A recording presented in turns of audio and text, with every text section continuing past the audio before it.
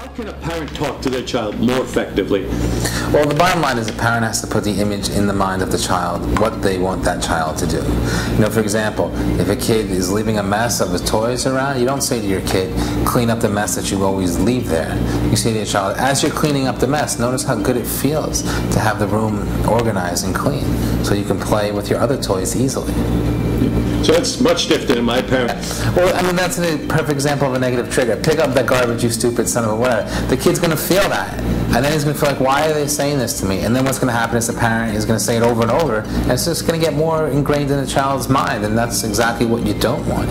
You know, so instead of saying, pick that up, you stupid whatever, you say, now as you're picking it up, notice how much more room you have to play with your other toys. Doesn't it feel great to have more room?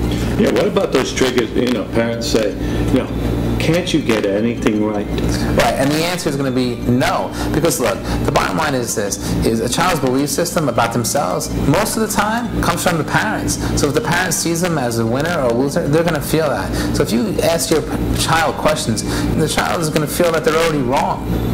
You know, if you look at, ironically, if you look at a lot of highly successful people, they're usually the most insecure, and they're trying to overcompensate for the way they feel.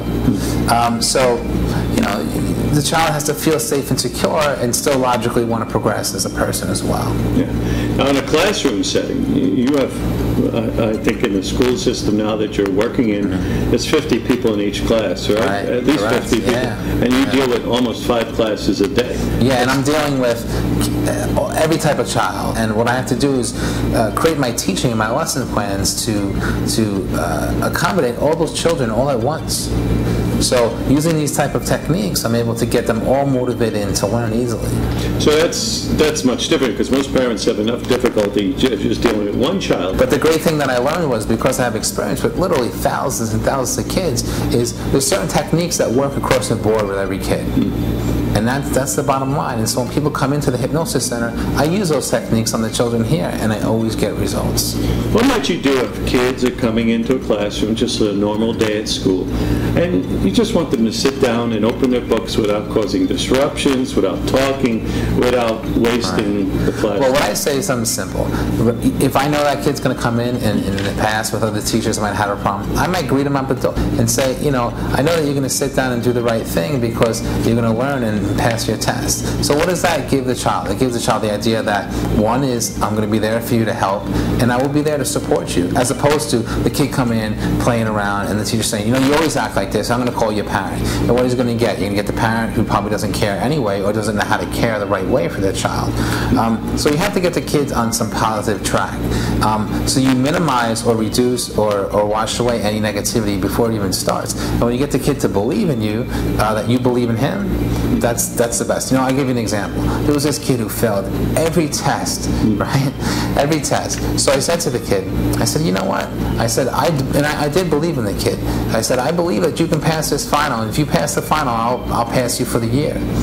And he just, at the bottom line was, he didn't believe in himself but at that point, but he wanted someone who cared about him, because everyone else in his life told him he was stupid and he was dumb. And he got a 90 on the test, and he passed. And it wasn't about passing the test. It was about him believing in himself. But why did he believe in himself? Because I believed in him. What about the kid who comes in, he's confrontational? Well, what I do is, kids want to know that you're there for them. That's the bottom line. Do you care about them? And kids will push, and, you know, and you set the standards and the boundaries of what the deal is in the classroom. You know, a lot of these kids come from the street, they have no parents, or maybe they come from a foster home, but the bottom line is, kids want to be loved. I don't care how tough you are, how gangster you are, kids want to be loved at the end of the day. It's just a human emotion that people want. Well, what happens is, if somebody hits you, say a teacher, nun, or a teacher in the school, you know, you're going to associate that teacher with negativity because they hit you. So it's harder to focus on what that teacher is saying if you're used to getting a beating.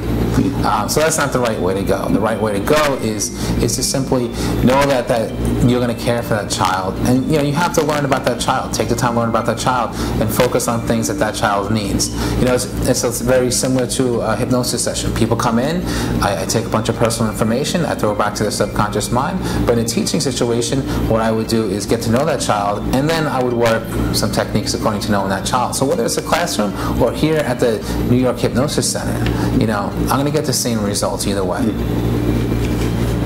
What's one tip we can give to parents today? The bottom line is, so instead of saying to your kid, you don't listen, I told you 20,000 times you don't listen, what are you, stupid? You say, because you're a good listener, you're going to see how easy it is to follow my directions. And then you can add something else on, like, because you're a great listener, maybe we'll go out and get a treat. Maybe we'll get something you want. So now the child, one, has the positive image in their mind, if they're listening, which you want to get them to do. And the second is the associate, well, I'm going to get something good with it.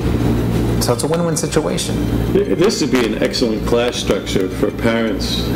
Well, the funny thing is this, is parenting is the single most important thing most people are going to do in their lives if they choose to go down the parenting route, or even people just being caregivers or caretakers, take care of people, And most people don't learn simple techniques.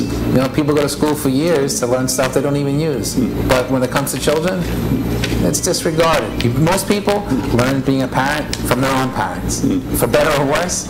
So, most people won't step out of that cycle to stop and say, hey, what did my parents do wrong? And if you're in the New York area, my name is Professor Petroselli. Stop in and have a session with Brian. The results for your children, your children's welfare, their upbringing, their future depends upon you and your actions today. Make the choice that's right for you and your children.